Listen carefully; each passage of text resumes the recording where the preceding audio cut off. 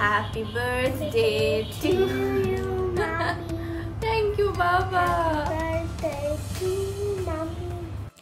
বিনোদন জগতের তারকারা সাধারণত তাদের জন্মদিন জাঁকজমকভাবে পালন করে থাকেন, তবে সেই জাঁকজমকের কোনো নমুনা ছিল না চিত্রনায়িকা বুবলির জন্মদিনে।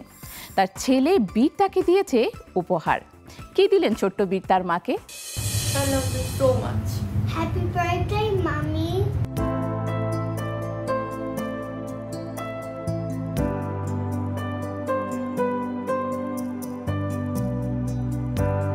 ছেলের সঙ্গে জন্মদিনের কেক কাটার ছবি প্রকাশ করে খানিকটা আবেগপ্রবণ হয়েছেন বুবলি। তিনি লিখেছেন, জীবনে এর থেকে সুন্দর সময় কি আর হতে পারে। আমার বাপজান এভাবে আমাকে আগলে রাখে, তাই প্রতিদিনই আমার জন্মদিন।